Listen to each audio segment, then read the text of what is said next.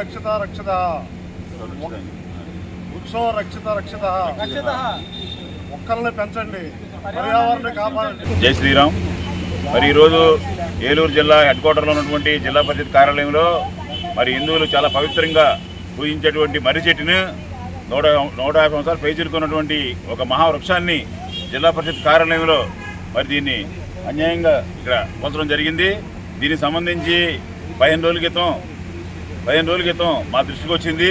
ఈ మొక్కలు తీసేసే అవకాశం ఉందని చెప్పేసి స్థానిక హిందువులు చెప్పినప్పుడు మేము వెంటనే తక్షణం సిఓ గారికి ఫోన్ చేయడం జరిగింది. స్వయంగా వారికి రిటర్న్గా వాట్సాప్ ద్వారా వారికి అయ్యా ఈ చెట్లు కొంతమంది కుట్ర పని తీసేయడానికి ప్రయత్నం చేస్తున్నారని చేసి వారికి ఇవ్వడం జరిగింది.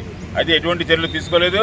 ఆ సిఓ గారేమో లీవ్ మీద వెళ్ళిపోయారంట. తర్వాత డిప్యూటీ సిఓ గారు ఇన్ఛార్జిగా ఉన్నారు. ఈరోజు పొద్దున్న సమాచారం నేను వాకింగ్కి వెళ్తా చూశాను. డాక్టర్లు ఒక 20 మంది వచ్చి మిషన్తో వచ్చారు. ఇక్కడికి వచ్చినప్పుడు ఆ సదరు సమాచారాన్ని తక్షణమే స్పందించి సిఓ గారు చేశాను. నేను కాదని నేను ఇన్ఛార్జి అన్నాడు. నేను ఫిర్యాదు చేశానని చెప్పాను. వారు తక్షణం స్పందించలేదు.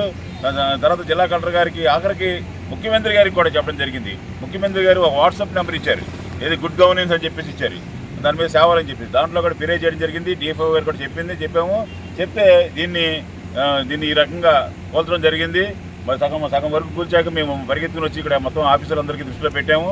ఇలాగా 112 కూడా ఫోన్ చేస్తే పోలీసు వారు వచ్చి వారిని ఎవరైతే నరిగారో వాళ్ళందరినీ కొంతమంది తీసుకెళ్లారు. ఇంకా కొంతమంది పరాల్లో ఉన్నారు. ఈ రకంగా ఉంది. ఈ రకంగా ఏలూరులో ఈ రకం ధ్వంసం జరిగింది. చాలా సిఓ గారి ఇష్యూ మేము చెప్తున్నాం. ఈ రోజున సిఓ గారికి మేము వారికి చెప్పాము. స్వయంగా వాట్సాప్ పెట్టే మెసేజ్ పెట్టి అయ్యో మరి కాపాడమంటే కాపాడటం వైఫల్యం చెందినటువంటి వ్యక్తి తన ప్రిన్సెస్లో ఆ కార్యాలయంలో ఈ రకంగా జరిగితే జిల్లాలో ఉన్నటువంటి మిగతా చోట ఏం జరుగుతుందని మేము ప్రశ్నిస్తున్నాం ఈ రోజున సిఓ గారిని. సిఓ గారి మీద కూడా పోలీస్ కేసు పెడుతున్నాం ఈ రోజున. ఎందుకంటే సిఓ గారు, డిప్యూటీ సిఓ గారు అలాగే ఉన్నారు. మిగతా దీనికి సంబంధించిన వ్యక్తులు ఎవరైతే ఉన్నారో వాళ్ళ మీద కూడా తప్పనిసరిగా హిందూ సంఘాలుగా ఫిర్యాదు చేస్తాము. కలెక్టర్ గారిని కలుస్తాము. వాళ్ళ మీద ఎఫ్ఐఆర్ చేయమంటాము. ఎస్పీ గారిని కూడా కలుస్తాము. ఇది మరి ఈ రకంగా పర్యావరణాన్ని కాపాడాల్సిన పరిస్థితిలో మరి ఈ రకంగా ధ్వంసం చేయడం ఏమాత్రం కూడా సమాజానికి మేలు జరగదని చెప్పేసి ఈ విషయం చెప్తున్నాము. మళ్ళీ దీని చెట్టుని బతికించాలంటే మన తరం సరిపోదు. స్వలాభం కోసం, వ్యక్తిగత ప్రయోజనాల కోసం, ఆర్థికంగా లబ్ధి పొందడం కోసం ఈ రకంగా చేసినట్టుగా కొంతమంది చెప్తున్నారు.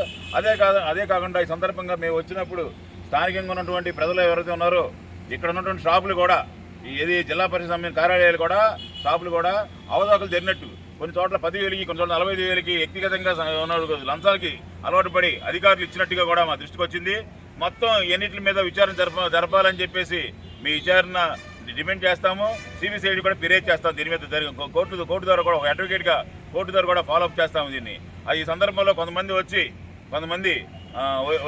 దీని గురించి మాట్లాడుతున్నప్పుడు మా మీద దౌర్జన్యం చేయడానికి ప్రయత్నం చేశారు. వారి మీద కూడా తప్పనిసరిగా ఫిర్యాదు చేస్తాము. ఎట్టి పరిస్థితులను వాళ్ళు మా పార్టీ అవ్వచ్చు, వేరే పార్టీ అవ్వచ్చు, మాకు అనవసరం. అది వారి విషయం కూడా పోలీసుకి చర్య తీసుకుంటారని చెప్పేసి పోలీసు ఫిర్యాదు చేస్తామని సందర్భంగా తెలియజేస్తున్నాం.